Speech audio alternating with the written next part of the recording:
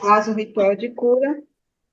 Eu passo a palavra para o nosso irmão Carlos Conte, que proferirá a palestra desta noite. Boa noite, irmão, mais uma vez.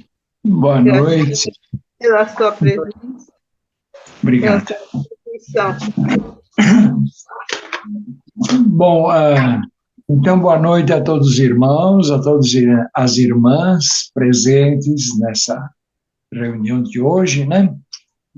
É, eu gostaria de falar um pouco, conforme foi anunciado, sobre umas correlações que existem entre várias coisas que nós cultuamos, aceitamos, estudamos aqui na Sociedade Teosófica. E começaria, então, lembrando uma frase de Pitágoras. Pitágoras, ele dizia, né?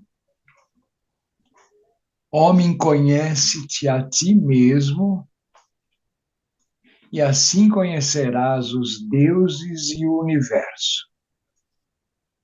Essa frase, ela é muito repetida na Sociedade Teosófica, porque Helena Petrovna Blavatsky, a nossa fundadora, também pensava assim, e assim nos ensinava. Nós temos que, primeiro, nos autoconhecermos. E aí nós, nos conhecendo, acabaremos, por comparação, conhecendo melhor os outros. Isso é um caminho de duas vias. Quando a gente procura conhecer também melhor os outros, a gente acaba se conhecendo um pouco mais, né? E com esse conhecimento, então, como dizia Pitágoras, embora do modo simbólico, né? Conhecendo-nos a nós mesmos, conheceremos os deuses e o universo. O homem na Terra, ele sempre procurou se conhecer.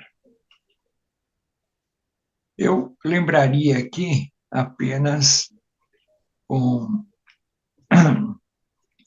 sociólogo espanhol chamado Ortega y Gasset. Ele cunhou uma frase que é muito repetida por todos aqueles que buscam o conhecimento e o autoconhecimento. Ortega y Gasset dizia: eu sou eu, mais as minhas circunstâncias. Vejam que frase interessante, né? Então, quando nós falamos a nosso respeito, nós não somos apenas nós. Nós somos esse nós, esse eu, ele tem duas origens. Uma é o próprio eu, ou seja, a genética. E o segundo é o meio ambiente. Então, a genética que nos rege, mas o meio ambiente que nos molda, é que fazem a nossa personalidade. Isso do ponto de vista bem material, bem científico, né? E a ciência também sempre procurou, então, entender melhor o que nós somos. E surgem aí classificações.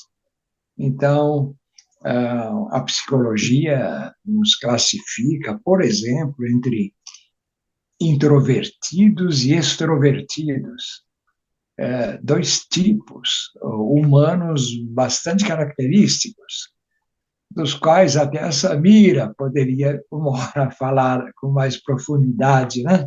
Que ela é psicóloga, ela estuda esses aspectos, né? Então, o extrovertido, aquele que é, é ele comunicativo, falante, e o introvertido, que é voltado mais para dentro, para meditação, para autoanálise, né? Hipócrates, por sua vez, também classificou os seres humanos, né? Em quatro tipos, sanguíneo, etc. E tal. não vamos entrar agora nessas classificações, apenas citando, né?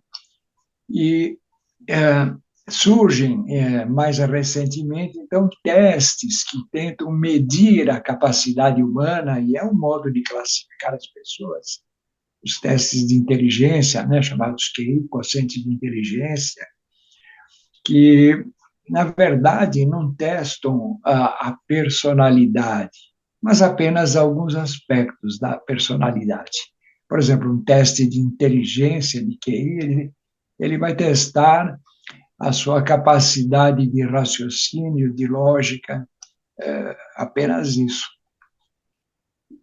Hoje em dia, se aceita que nós temos mais do que isso. E se definem muitos tipos de inteligência. Então, algumas pessoas têm inteligência espacial, por exemplo. O que é uma inteligência espacial? Uma inteligência do atleta, do jogador de futebol, né? De vários tipos de esporte. Existe uma inteligência emocional que define muito bem o orador, o apresentador, aquele que lida com o público. Existe uma inteligência criativa, que é a do artista, né, do pintor, do escultor. Existe, enfim, vários tipos de inteligência. E no mundo esotérico, nós também temos alguns aspectos a considerar. Aspectos que a ciência não considera muito, mas que nós sabemos serem verdadeiros e exatos. E nós estamos falando aqui dos 12 signos astrológicos, né, o zodíaco, e dos 7 temperamentos humanos. Então, tudo isso, juntando com o Dharma e Karma, forma um ser humano, com as suas muitas vertentes, os seus muitos aspectos, as suas muitas peculiaridades. O ser humano realmente é um ser muito complexo. E mesmo com todos esses conhecimentos, vamos dizer, ainda nós temos dificuldade em nos conhecer e em conhecer os nossos semelhantes. Mas vamos lá. Isso tem que ser acrescentado ao Dharma e ao Karma, que nós vamos também discorrer um pouquinho. Então, o Dharma. O que é o Dharma? O Dharma, fundamentalmente, é o nosso objetivo de vida, a missão, o que nos traz em cada encarnação, um dever a ser cumprido, um objetivo, uma missão. É isso que nós chamamos de Dharma. E o Dharma, os signos do zodíaco e os temperamentos humanos entram nessa composição do Dharma como peculiaridades de cada um. Então, conforme o tipo de missão que nós vamos desenvolver, que é o nosso Dharma, nós nasceremos num determinado momento astrológico que nos dará características para melhor desempenhar aquela função. E nós nascemos com um determinado temperamento, os 7 temperamentos humanos, né? Também mais adequado, mais apropriado para aquele Dharma que nós teremos que cumprir. Então, como não dá para estudar os 4 sistemas juntos, nós vamos falar um pouquinho, primeiro, sobre signos astrológicos, depois Dharma, Karma, temperamentos, e tentar concluir alguma coisa de tudo isso, né? Bom, começamos a falar um pouquinho dos signos astrológicos. Bom, a gente lê, quem não estuda o assunto profundamente, né? Fica sabendo algumas coisas sobre signo. Todo mundo fala um pouco sobre signo. Ah, você é do signo de touro, né? Ah, então você é teimoso. E, embora a teimosia seja uma característica do signo de touros, não é bem assim, né? O taurino não é um jumento que empaca e que não sai do lugar. Ele é um pouquinho mais teimoso do que os outros signos, mas ele tem muitas qualidades e muitos defeitos característicos de um determinado signo. Se você diz que alguém é de leão, logo a pessoa diz, então é vaidoso, é convencido. Também não é bem assim, né? Existem muitas características no signo de leão, né?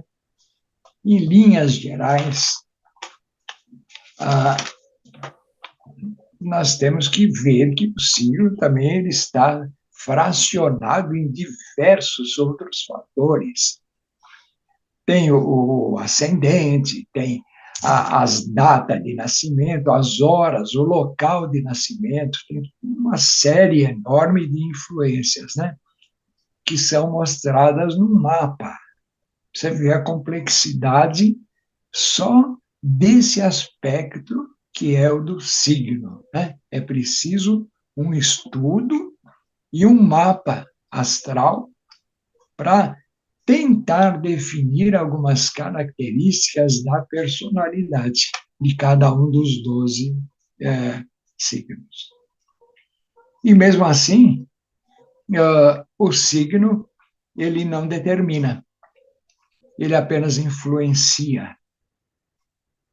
Isso já dizia um astrólogo muito antigo aqui no Brasil, Omar Cardoso, né?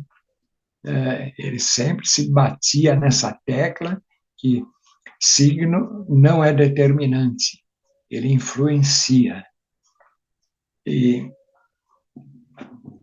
como exemplo dessas coisas, o signo ele foi posto muito em dúvida quando ele se popularizou através de horóscopos, de jornal, de revistas, né? Que é uma maneira muito simplista de se ver os signos zodiacais. Então, existem pessoas, normalmente charlatões, né? Que escrevem para jornais, revistas, e mais agora modernamente, na internet também, no Google, no Face, e falam sobre signos astrológicos. E querem prever acontecimentos, aconselhar as pessoas, procurar fazer ver as pessoas anteverem coisas que vão acontecer na vida dela, apenas com um signo, né? Sem entrar em mapas astrológicos, sem nada. Pura charlatanice. E é por causa disso que a questão dos signos zodiacais, da astrologia, da própria astrologia, é posta em dúvida.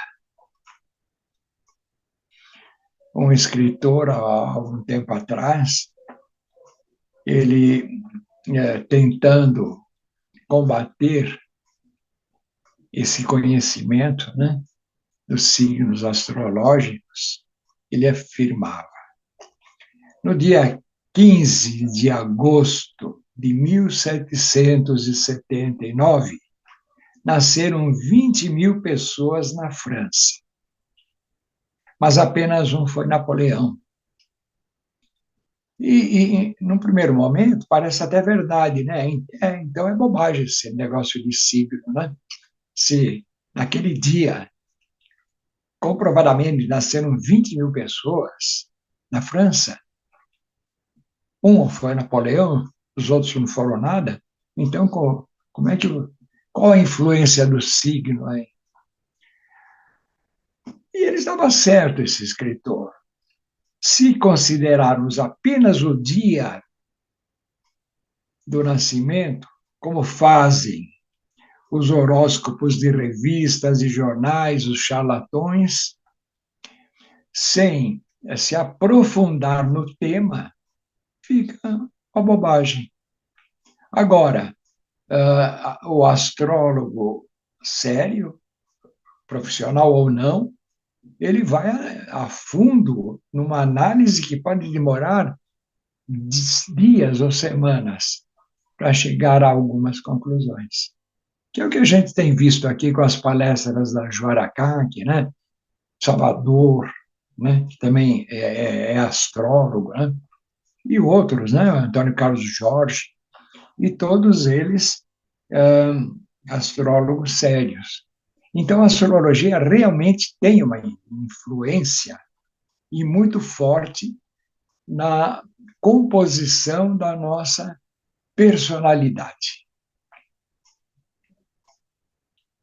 Bom, e muitas vezes, mesmo com todos esses estudos, não fica muito claro a definição astrológica. Por quê? Porque não se levou em conta os signos astrológicos, mas não os temperamentos, que também fazem parte da nossa personalidade. Então, agora a gente vai falar um pouquinho sobre os 7 temperamentos humanos, né? Que é uma outra ferramenta para se procurar entender a personalidade humana.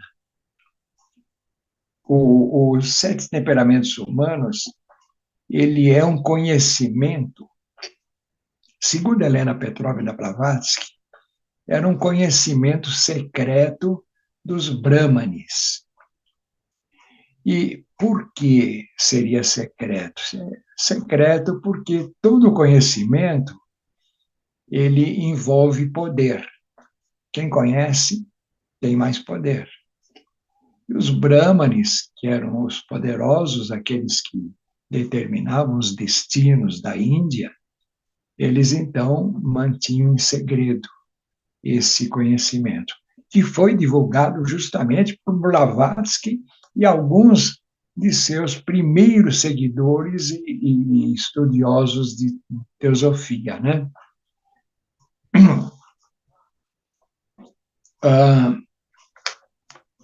Então, os 7 temperamentos humanos, eles são os seguintes. Vamos lá. Também chamados de raios. Existem 7 raios. Cada raio determina um temperamento humano. E por que são chamados raios? Porque essa influência é solar, ela vem através da luz do Sol, da energia do Sol, da energia do Logos planetário, né? O Sol é aquele que nos dá vida, energia, que mantém a Terra em seu equilíbrio, né? Nos dá o calor, a luz, o aquecimento, a gravidade, e também determina a vida aqui na Terra através da fotossíntese, isso daí é sabido, né? Se não fosse a luz do Sol, não haveriam plantas, vegetais, e sem os vegetais não haveria animais, e sem os animais e vegetais não haveria. Então, tudo nós temos o Sol. E a luz do Sol, ela é una, mas ela chega na Terra fracionada em 7 cores. Isso é o espectro da luz solar, que aparece no arco-íris e no prisma, quando sob um prisma, né, incide um feixe de luz. E cada uma dessas cores, então, influenciam o ser humano, e cada um se convenciona a dizer que cada um de nós pertencemos a um determinado raio, a uma determinada cor, a um determinado temperamento. Esses temperamentos são em número 7. Não é que nós temos apenas um deles, nós temos os 7, mas em proporções diferentes. Uns em pequena proporção, outros em maior proporção, e um em maior proporção que outros, que é aquele que vai ter o nosso raio ou temperamento. Então, o primeiro raio, o primeiro temperamento humano, é o raio da liderança, do poder, da direção, do governo. Quem nasce sob a influência do primeiro raio está destinado a ser um líder, um chefe, um comandante, um capitão da indústria, alguém que vai tomar a iniciativa para fazer as coisas. O segundo raio é o raio do educador. Então, quem nasce sob a influência do segundo raio, ele vai ser um professor, um mestre, um missionário, pode também ser um religioso, porque o religioso também educa, né? A função do religioso, do padre, do pope, do pastor, é educar. Então, esse é o segundo raio, é o raio da educação. O terceiro raio é o raio da filosofia. Então, quem nasce sob a influência do terceiro raio não vai ser obrigatoriamente um filósofo, como nós chamamos, mas vai ser um pensador, vai ser uma pessoa que se debruça sobre os problemas da vida, pode ser um sociólogo, um psicólogo, pode ser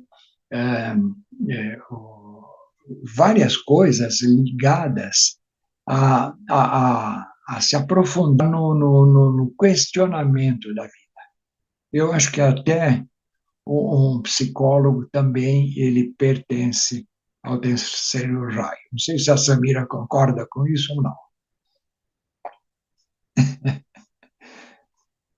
Mais ou menos. Quer falar alguma coisa, Samira? Não. Depois eu falo. Tá bom.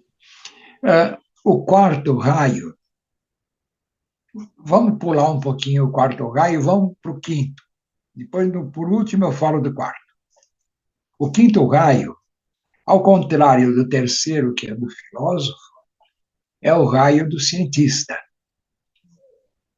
Então, quem pertence a esse raio vai se destacar ou vai se sentir realizado se ele for trabalhar em alguma área da ciência. E são muitas as áreas da ciência, né? E a biologia, a física, a química, a matemática, a engenharia. Mas é o raio do cientista. E qual a diferença do filósofo e do cientista? Ora, o filósofo, ele olha para as partes e tenta entender um todo. Então, o filósofo, por exemplo, vê um grupo de pessoas, ele examina uma por uma e tenta depois entender o que é aquele grupo. O cientista, a mente do cientista é ao contrário. Ele examina o todo e tenta entender as partes. Então, o filósofo, ele olha o mundo ao seu redor e tenta entender o cosmos. O cientista olha o cosmos e tenta entender cada uma das partezinhas, átomos, elétrons, planetas que compõem esse cosmos. Essa é a diferença entre esses dois temperamentos. terceiro e o quinto. O sexto, ele é mais ou menos, assim como o terceiro tem equivalência com o quinto, o sexto tem equivalência com o segundo. O segundo raio, como nós falamos, é o raio do educador, né? E o sexto é o raio da devoção. Qual a diferença entre um devoto e um educador? O educador, ele tenta ensinar aos outros. E o devoto, ele quer aprender sempre coisas de quem ele é devoto. Seja de um fundador de religião, então um devoto de Jesus, um devoto de Krishna, um devoto de Buda, né? Quem tem a devoção procura assimilar aprendizado. E quem é do segundo raio, que é o raio da educação, procura dar. Um dá, o outro recebe. E o sétimo raio, finalmente, tem uma correspondência com o primeiro raio, porque o primeiro é o líder, né? Que age através da matéria mesmo. Então, ele é um líder, um comandante militar, por exemplo, como nós já falamos, né? Um presidente, um chefe. E o sétimo raio, quem pertence ao sétimo raio, é o raio da atividade ordenada e da magia. Então, pode ser, esotericamente, alguém, um mago, no sentido amplo da palavra, né? Um ritualista, ou pode ser alguém que exerce uma atividade ordenada. O sétimo raio é o raio da atividade ordenada. E essa atividade ordenada existe num ritual, do ponto de vista esotérico, e do ponto de vista não esotérico, do ponto de vista material, existe num arquivo. Então, um arquivista, um cirurgião, ele tem que ter uma atividade extremamente ordenada para que a cirurgia funcione adequadamente, né? Então, quem já entrou no hospital, já viu uma cirurgia, sabe, né? Tem que começar a lavar a mão, entrando lá, se fazendo asepsia, depois, então, desinfetar o campo operatório, entrar com bisturi, depois com... É uma atividade, é um ritual. E os médicos chamam realmente um ritual cirúrgico, né? Então, do ponto de vista da matéria, quem pertence ao sétimo raio pode ser um médico, cirurgião, um arquivista, alguém que precisa exercer uma atividade ritualística. E do ponto de vista esotérico, é aquele que participa de um ritual de missa, então um padre, por exemplo, né? Ou um mago, como nós já dissemos. Esses são os 6 temperamentos humanos. Ficou faltando 4. O quarto raio. O quarto raio, ele está no meio, entre o primeiro e o sétimo. Ele fica exatamente no meio. Então, ele é o raio da harmonia, do equilíbrio, da arte. A arte, ela é extremamente maleável e ela imita os outros raios. O que é um ator se não um imitador? Né? O que é um pintor se não um imitador da natureza? O que é um músico se não um imitador dos sons da natureza? Então, o quarto raio, que é o raio da arte, fica exatamente no meio. e ele pode facilmente se fazer passar por qualquer um dos outros raios, tanto do primeiro, segundo, terceiro, como do quinto, sexto e sétimo. Então, é muito interessante esse conhecimento dos 7 raios. Ele nos ajuda a entender um pouquinho quem nós somos, porque precisamos identificar, e é importante que identifiquemos a que raio nós pertencemos, qual é o nosso temperamento. Se nós conseguirmos identificar isso, nós poderemos adequar melhor os nossos objetivos, ambições, metas, à nossa personalidade nesse sentido. E nos outros é interessante notar a que raio eles pertencem, porque nós poderemos entendê-los melhor. Se nós identificarmos uma pessoa que é fulano e tal, certamente é do primeiro raio. É um líder, é um comandante, é um chefe, é alguém que lidera, que toma iniciativa. Então, com essa pessoa, é preciso um pouco de tato para lidar com ela, né? Porque ela tem as suas metas, acima de tudo. Já um educador, ele tem outro tipo de personalidade. Para lidar com ele, nós precisamos tomar cuidado para não questionarmos muito o método que ele está se utilizando para tentar nos educar. E assim por diante. Então, esse conhecimento é muito bom, realmente, para conhecermos o outro e a nós mesmos.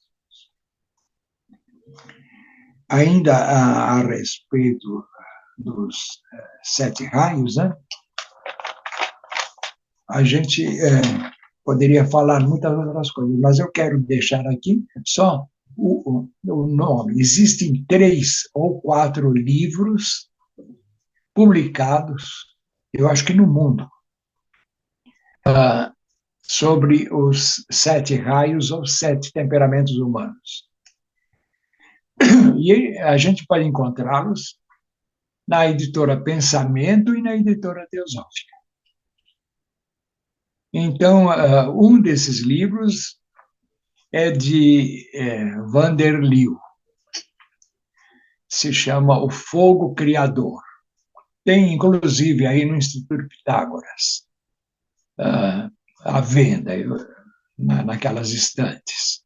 O Fogo Criador não é um livro exclusivo sobre esse tema, mas ele fala muito bem sobre isso. Ele narra, inclusive, algumas coisas que não vai dar tempo de falar aqui muito, né? Mas que cada um desses raios é regido por um dos mestres da grande fraternidade branca. Então, o primeiro raio, ele é regido por mestre Moria. O segundo raio, pelo mestre Kuthumi, e assim por diante. Então, tem um estudo também dos mestres que regem esses raios, não é? Depois, tem as cores que regem também cada uma dessas personalidades e muitas outras curiosidades. Vale a pena ver esses livros. Um é do Vanderleeuw. O outro livro, muito interessante, também chamado Os 7 Raios, é de Ângela Maria Salabatà, que foi uma teósofa do começo do século XX. E existem mais 2 ou 3 livros com esse título que vocês podem facilmente encontrar no catálogo da editora Teosófica. Vale a pena se debruçar sobre esse tema.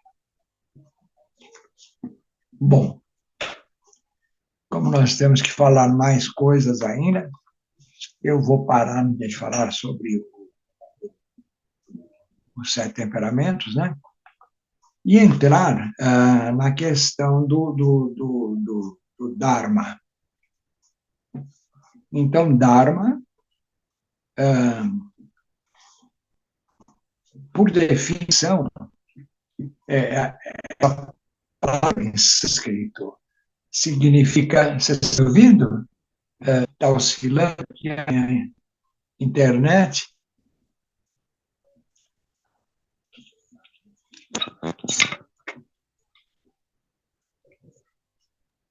Você saiu?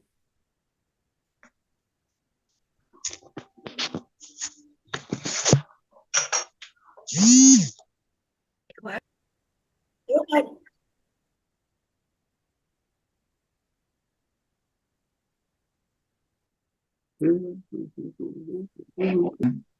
É, então, a gente estava falando sobre o Dharma agora, né? Começamos a falar sobre o Dharma. Que, viver de acordo com o Dharma, então, é a chave para a nossa realização. Porque nós nascemos com um objetivo, né? É sempre assim. Nós, é claro, nós não vivemos só uma vez, nós reencarnamos inúmeras, centenas de vezes, né? E em cada encarnação, então, a gente alcança, sobe um degrauzinho da escada, ou às vezes fica no mesmo degrau, mas então nós temos um objetivo. E esse objetivo é dado por nós mesmos, pelo nosso eu superior, né? Então, o nosso mestre interno, né? Quer dizer, a parte do espírito imortal que reside em nós, após a morte, analisa como foi a nossa vida, né?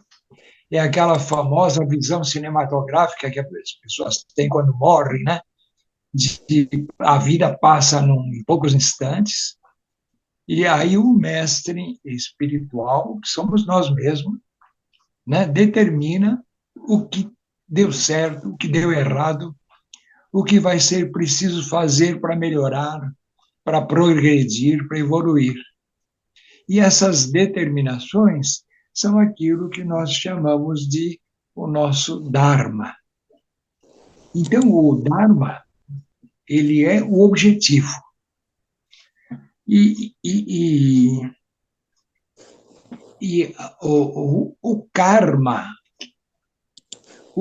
é a ferramenta para corrigir o Dharma. Vejam só que interessante. O Dharma é a missão que nós temos, o objetivo.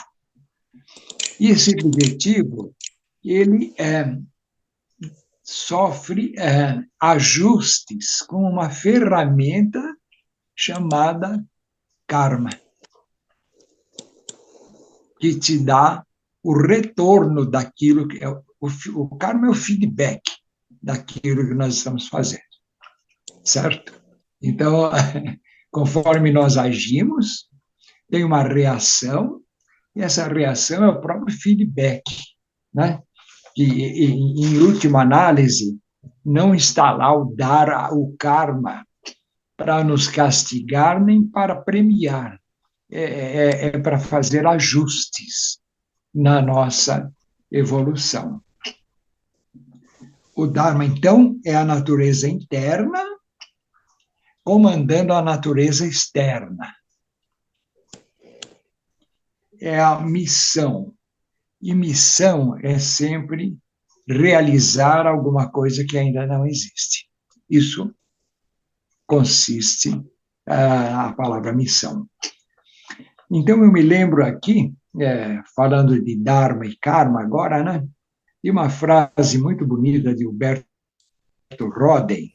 Ele dizia o seguinte: não importa o papel que te coube no drama da vida, se rei ou se mendigo. O drama da vida, aquele que desempenhar bem o papel de mendigo receberá mais aplausos do que aquele que desempenhou mal o papel de rei. Então, o Dharma e o Karma, que são o objetivo e as ferramentas para ir aperfeiçoando esse objetivo, eles te dão um papel, uma missão. E essa missão pode ser você nascer uma pessoa humilde, né? Uma pessoa com um defeito físico, ou uma pessoa brilhante, super inteligente. É de acordo com a necessidade do que você precisa naquele momento. E se você desempenhar bem esse papel, você vai receber aplausos. Quer dizer, você vai subir, evoluir na escala evolutiva da vida. Se você desempenhar mal, você vai ter que repetir, ou talvez assumir um papel ainda mais pequeno, menor na próxima, né? Bom, o Dharma como missão, ele depende e ele está condicionado a algo chamado livre-arbítrio. Sem o livre-arbítrio, não pode haver missão. Quando alguém te dá uma missão, existem linhas gerais, mas é você que vai escolher de que jeito você vai realizar aquela missão, usando seus potenciais e as suas capacidades, né? E o livre-arbítrio é fazer as escolhas certas. Então, é tentar fazer as escolhas certas. Para o livre-arbítrio, para que o livre-arbítrio possa existir, Deus abre mão de seus poderes para nos auxiliar. Veja bem, porque a divindade, ela é onipresente, onisciente e onipresente,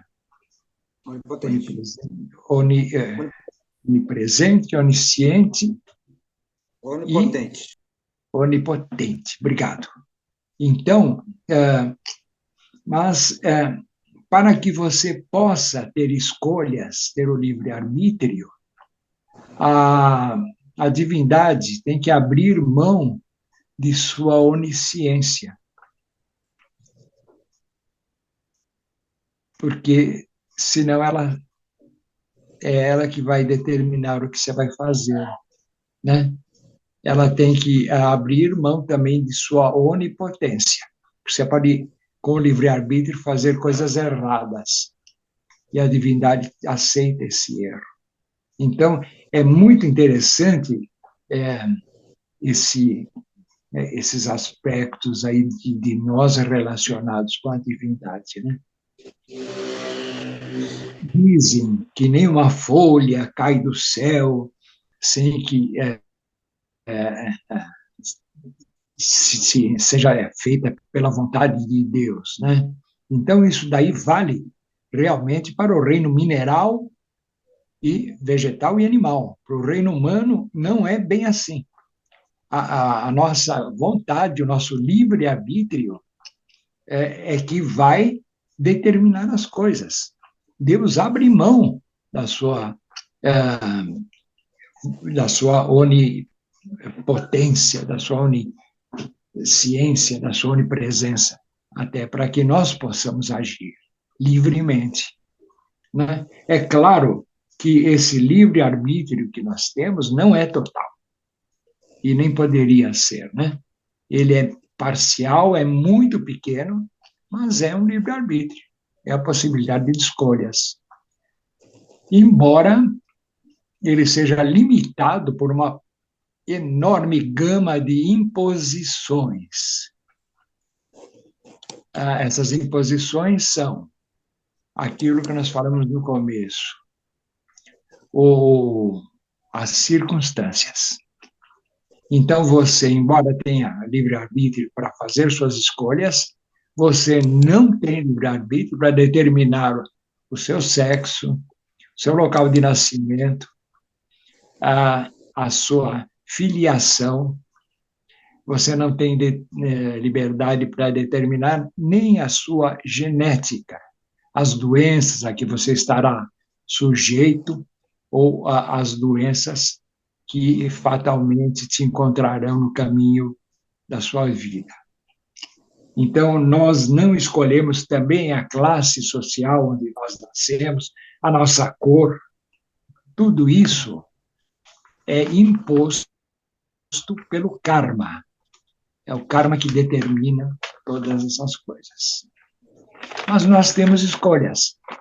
Nós podemos decidir se vamos ser carnívoros ou vegetarianos, honestos ou desonestos, solidários ou egocêntricos. Então, o karma age do mesmo modo que um peixe num aquário. Eu gosto muito dessa comparação. Um peixe no aquário, ele pode dentro, ele está determinado pelo aquário, os movimentos dele. Ele não pode sair do aquário. Mas dentro do aquário, ele pode girar para a direita, girar para a esquerda, né? Ficar parado, ficar continuamente andando, nadando, subir, descer, descansar. Ou aquela outra comparação. Se a vida fosse uma estrada, você percorrendo essa estrada, o livre-arbítrio te dá o direito de você andar mais depressa, mais devagar, parar, descansar um pouquinho, andar do lado direito da estrada, do lado esquerdo, retroceder na estrada, depois prosseguir, mas você não pode sair da estrada. Então, esses dois fatores são o livre-arbítrio e o determinismo. Você, quando nasce, pelo determinismo, te são impostas muitas dessas condições. E pelo seu livre-arbítrio, você pode escolher algumas delas. O karma, ele atinge as pessoas de um modo diferente. Porque existe um karma individual, que é seu, é característico de cada um de nós, e existe um karma coletivo também. Karma coletivo, por exemplo, é o que acontece agora no Rio Grande do Sul. Então, ali houve uma tragédia muito grande, né? Inundações, mas as pessoas, o karma coletivo dessa inundação divide as pessoas. Uns perderam as casas, outros perderam a vida, outros não perderam a vida, mas perderam os seus familiares, outros ainda perderam menos, moram em lugares um pouco mais altos, que não foram atingidos pela inundação, né? E sofrem a falta de energia elétrica, a falta de suprimentos, e outros nem isso. Outros apenas acompanham, lá no Rio Grande do Sul, acompanham pela televisão os acontecimentos e até se propõem a auxiliar como voluntários. Então, o karma coletivo, ele define o grau de intensidade com que a ação retorna sobre uma população. Né? Aqui em São Paulo, quando tem enchente, né? Então, umas pessoas perdem automóveis, outras perdem móveis, né? Alguns perdem as casas, que desmoronam, e muitos perdem a vida. Outros, com a tempestade, ele apenas pega uma gripe, se transforma numa pneumonia, e outros nem isso. Ficam assistindo as coisas pelo noticiário, comendo pipoca. Então, o karma, ele é muito seletivo. E tem mais um fator ainda a considerar sobre o karma que eu acho importantíssimo, que é muito pouco falado e que se chama Helena Petrovna Blavatsky diz que existe um karma chamado imerecido.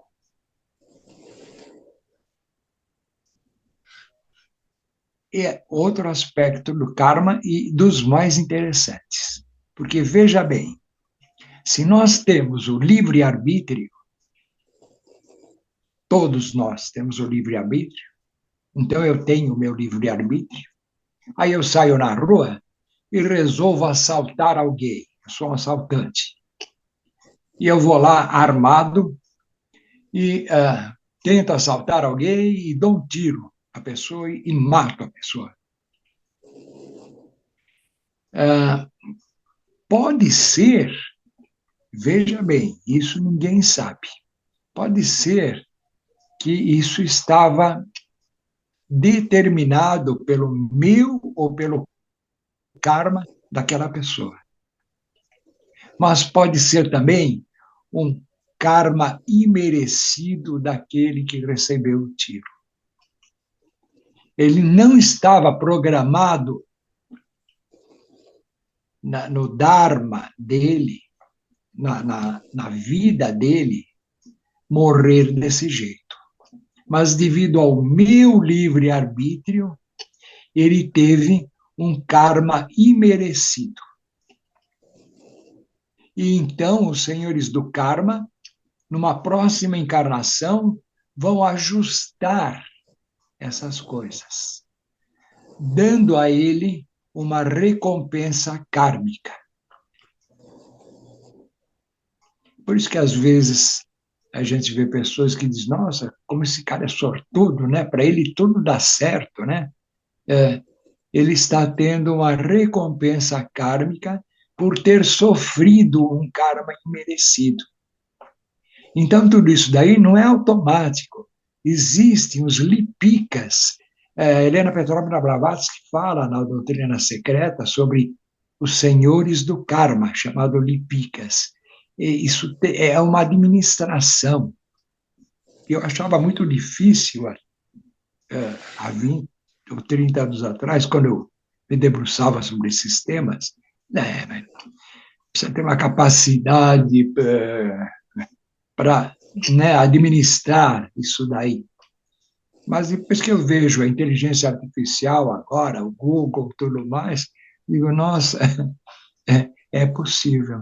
Né? Então, haver seres, os lipikas, com uma tremenda capacidade para administrar essas coisas.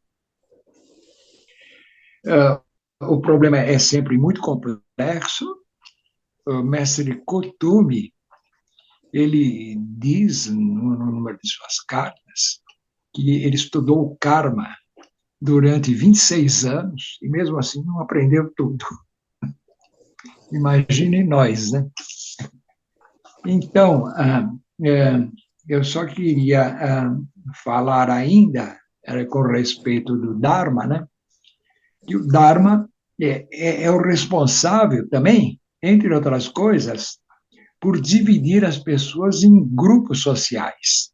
Na Índia, por exemplo, nós temos os Brahmanes, os Kshatriyas, os Vaishyas, né? Os Sudras e os Párias, cada casta com as suas características, né? E isso daí, o Dharma é que determina. E aqui, como nós não temos castas, essas determinações são as classes sociais. As pessoas nascem numa família de agricultores no campo, ou então no meio de uma favela, né? Ou numa classe alta de Copacabana ou da Zona Sul de São Paulo.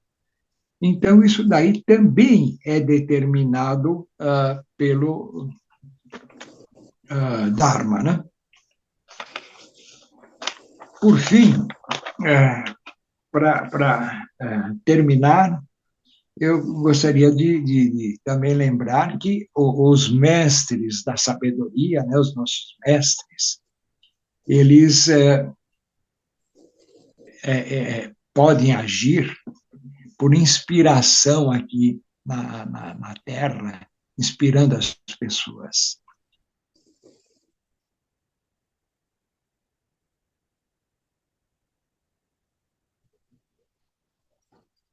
Coisa bom. Nós não ouvimos um pedaço do que você falou, Yuri. Ah, tá. Eu estava falando dos mestres da sabedoria. Então, muita gente, muito estudante de teosofia, né, pergunta, assim, mas esses mestres são tão poderosos, eles não podem fazer nada para evitar as guerras e tudo mais? Guerra na Ucrânia, guerra no Oriente Médio, guerra em Israel, assim, tragédias no Rio Grande do Sul. Então, os mestres, eles são poderosos, mas eles não podem interferir com o nosso livre-arbítrio. Eles não podem interferir com o karma e nem com o dharma, né, de cada um. E apenas para encerrar agora, e voltando a falar do Rio Grande do Sul, nós falamos que a tragédia que acontece lá, ela é uma tragédia kármica. Agora, como existe também o karma imerecido, então a gente pode buscar, às vezes, a responsabilidade disso daí, não no povo do Rio Grande do Sul, mas em engenheiros que descuidaram de fazer represas melhores, canalizações, desvios de água, né? Piscinões, sei lá o quê.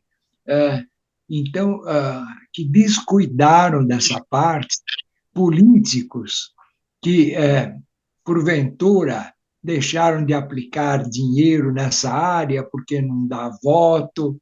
Então, isso daí, essas ações de alguns, às vezes, provocam uma tragédia. Eu não estou dizendo que é isso.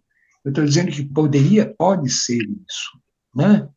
Apenas como exemplificando. E que, então, aí nós caímos naquela história do karma imerecido, definido por Helena Petrovna Blavatsky. Então, por culpa de alguns, sofre toda uma população.